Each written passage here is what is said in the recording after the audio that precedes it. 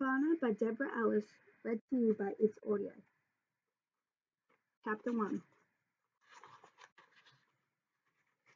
I can read that letter as well as Violet can, Pavana whispers into the folds of her boudoir. Well, almost. She didn't dare say those words out loud. The man sitting beside her father would not want to hear her voice, nor would anyone in the Kabul market. Pavana was only there to help her father walk to the market and back home after work. She sat well on the blanket, her head was covered by her chador. She wasn't really supposed to be outside at all. The Taliban had ordered all girls and women in Afghanistan to stay inside their homes. They even forbade girls to go to school. Pavana had to leave her sixth grade class, and her sister Nuria was not allowed to go to her high school. Their mother had been kicked out of her job as a writer for a Kabul radio station. For more than a year now, they had all been stuck inside one room, along with 5-year-old Miriam and 2-year-old Ali. Pavana did get out of the house a few hours most of the days to help her father walk. She was also glad to go outside, even though it meant sitting for hours on a blanket spread all over the hard ground of the marketplace. At least it was something to do. She had even got used to holding her tongue and hiding her face. She was small for her 11 years. As a small girl, she should usually get away with it being outside without being questioned. I need a girl to help me walk, her father would tell any Talib who asked, pointing at his leg. He had lost the lower part of his leg when the high school he was teaching in somehow got bombed. His insides had been hurt, too. He was often tired. I had no son at home except for this infant, he would explain. Pavana would slump down further into the blanket and try and make herself look smaller. She was afraid to look up at the soldiers. She had seen what they did, especially to women, the way they would whip and beat someone they thought should be punished. Sitting in the marketplace day after day, she had seen a lot. When the Taliban were around, she wanted most of all was to be invisible. Now the customer asked her father to read this letter. Read it slowly so that I can remember it for my family. Pavana would have liked to get a letter. Mail delivery has recently started in Afghanistan after years of being disrupted by war. Many of her friends have fled to countries with their families. She thought they were in Pakistan, but she wasn't sure, so she couldn't write to them. Her own family had moved so often because of bombing that her friends no longer knew where she was. Afghans cover the earth like stars cover the sky, her father often said. Her father finished reading the man's letter a second time, and the customer thanked him and paid. I will look for you next time when I will write a reply. As people in Afghanistan could read or write, Pavana was one of the lucky ones. Both of her parents had been to university and believed in education for everyone, even girls. Customers came and went as the afternoons wore on. Most spoke Dari, the same language as Pavana spoke. When a customer spoke Pashto, she could recognize most of it, but not all. Her parents could speak English too. Her father had gone to a university in England, but that was a long time ago. The market was a very busy place. Men shopped for their families and peddlers hawked for goods and services. Some liked the tea shop. Some had their own stalls. With such a big urn and so many trays of cups, it had to stay in one place. Tea boys ran back and forth in the labyrinth of the marketplace, carrying tea to customers who couldn't leave their own shops, then running back again with empty cups.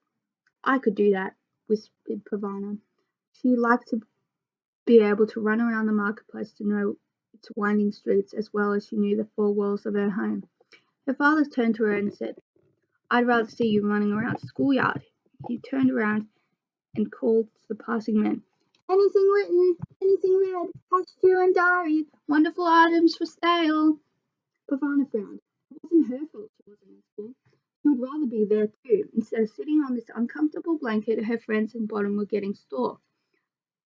She missed her friends, her blue and white school uniform, and doing new things each day. History was her favorite subject, especially Afghan history. Everybody had to come to Afghanistan. The Persians came 4,000 years ago. Alexander the Great came too, followed by the Greeks, Arabs, Turks, British, and finally the Soviets. One of the conquerors, Tamlin and Sutman, cut off the heads of his enemies and stacked them into huge piles like melons of a fruit stand. All these people had come to Pavana's beautiful country to try and take it over, and the Afghans had kicked them all out.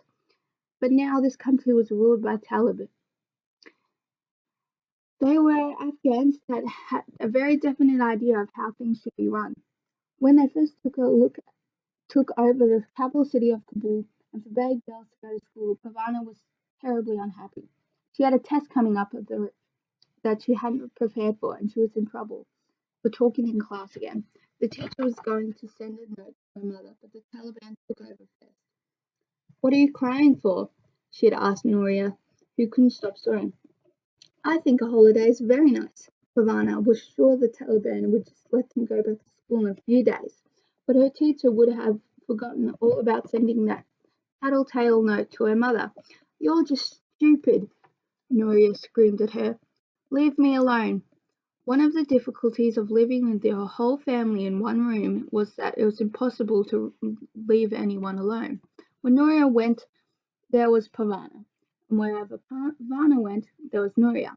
Both of Pavana's parents had come to old respected Afghan families. With their education, they had earned high salaries and a big house with a courtyard and a couple of servants, a television set, a refrigerator, a car.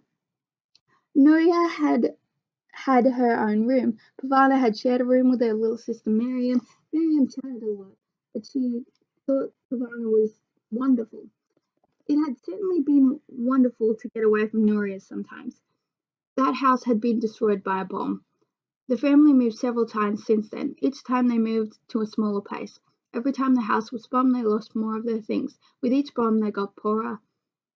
Now they lived together in one small room. There had been a war going in Afghanistan for more than 20 years, twice as long as Pavana has been alive. At first it was the Soviets who rolled their big tanks into the country and flew warplanes that dropped bombs on villages and countryside. Pavana was born 1 month before the Soviets started going back to their own country. "You were such an ugly baby. Soviets couldn't stand to be in the same country with you," Noria was fond of telling her. "They fled back across the border in horror as fast as their tanks could carry them." After the Soviets left, the people who had been shooting at the Soviets decided they wanted to shoot at them some more. Many bombs fell on Kabul during that time. Many people died. Bombs have been a part of Pavana's whole life. Every day, every night, rockets would fall out of the sky and someone's house would explode. When the bombs fell, people ran. First they ran one way, then they ran another, trying to find a place where the bombs wouldn't find them. When she was younger, Pavana was carried. When she got bigger, she had to do her own running. Now most of the country was controlled by the Taliban. The word Taliban means religious scholars, but Pavana's father told her it was a religion about teaching people to be better human beings, how to be kinder. "The Taliban are not making Afghanistan a kinder place to live," he said. Although bombs still fell on Kabul, they didn't fall as often as they used to. There's still a war going on in the north of the country, and that was where most of the killing took place after these days.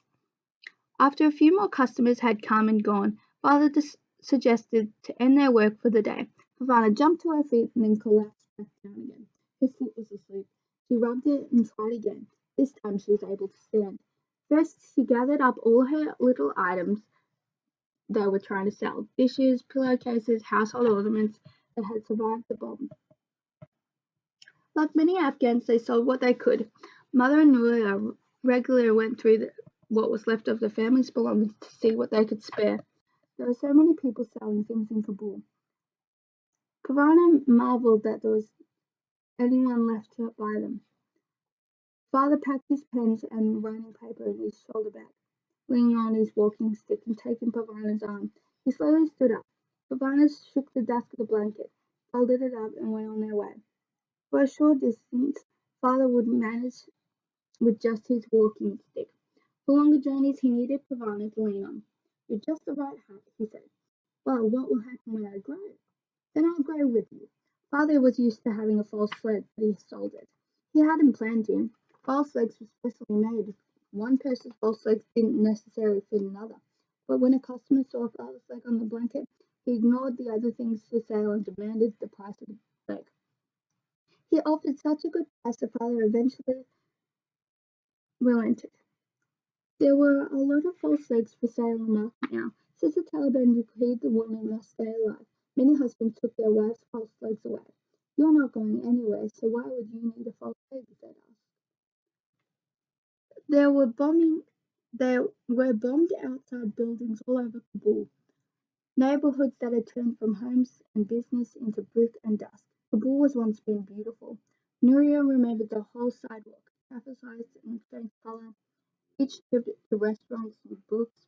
For most of Parvana's life, the city had been in ruins, and it was hard to imagine it another way. In her, it hurt her to hear stories of Kabul before the bombing. She didn't want to think about everything the bombs had taken away, including her father's health, the beautiful home. It made her angry, since she could do nothing with her anger. It made her sad. They left the busy part of the market and turned down the side street to their building. Pavana carefully guided her father around the potholes. Do women in burqas manage to walk along this street? Pavana asked. How do they see where they are going? They fall down a lot, her father replied.